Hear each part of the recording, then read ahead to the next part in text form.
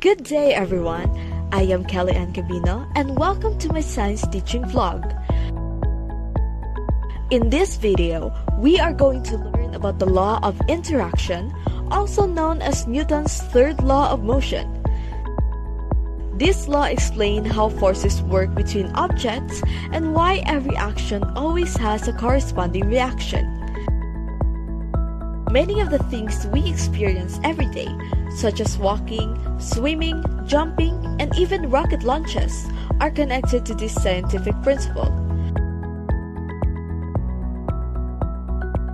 By the end of this lesson, you will be able to define Newton's third law of motion, identify action and reaction forces, and explain real-life situations involving the law of interaction. So without further ado, let us begin our discussion.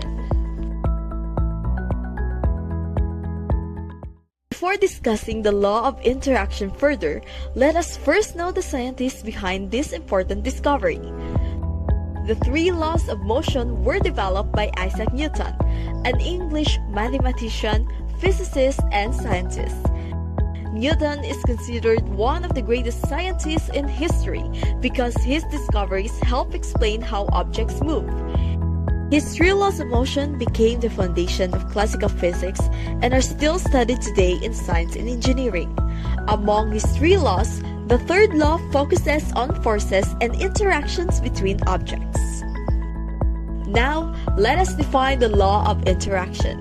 Newton's third law of motion states that for every action force, there is an equal and opposite reaction force. This means that whenever an object pushes, pulls, or applies force to another object, the second object also pushes or pulls back with the same amount of force, but in the opposite direction. The two forces are called action force and reaction force. These forces always happen at the same time and always act on different objects.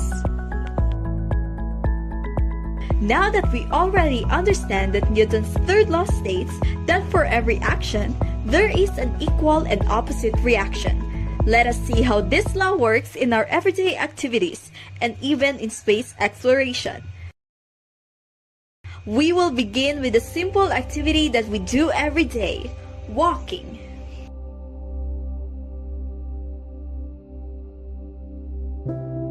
One of the best examples of Newton's third law is walking.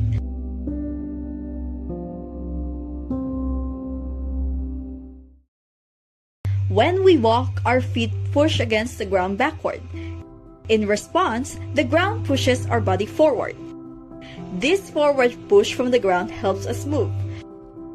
Without the reaction force from the ground, walking would not be possible.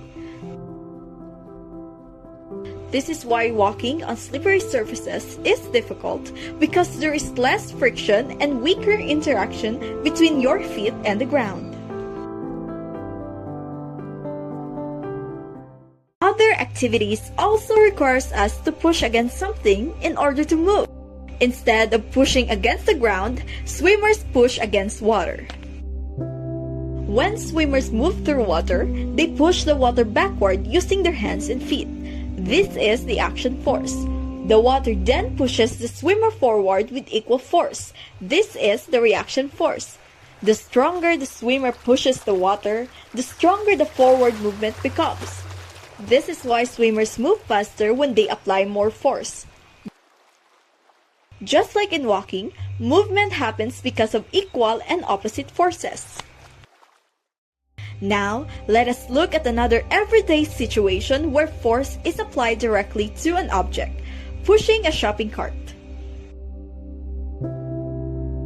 When a person pushes a shopping cart, the person applies force on the cart to make it move forward. This is called the action force. At the same time, the shopping cart pushes back against the person's hands with an equal amount of force in the opposite direction. This is the reaction force. Even though the cart moves forward, the reaction force is still present. This example shows that whenever force is applied to an object, the object also exerts force back. Newton's third law is not only seen in everyday activities on Earth.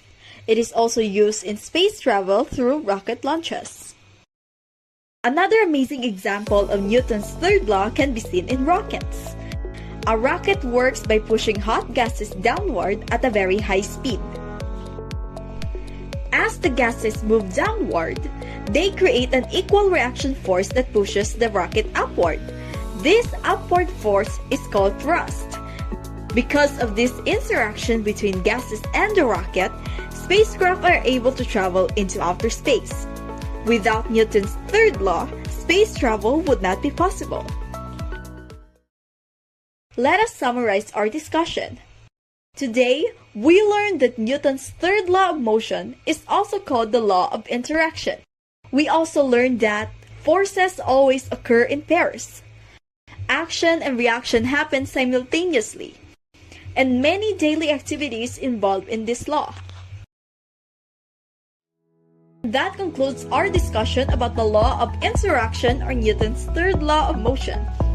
Today, we learned that for every action force, there is an equal and opposite reaction force.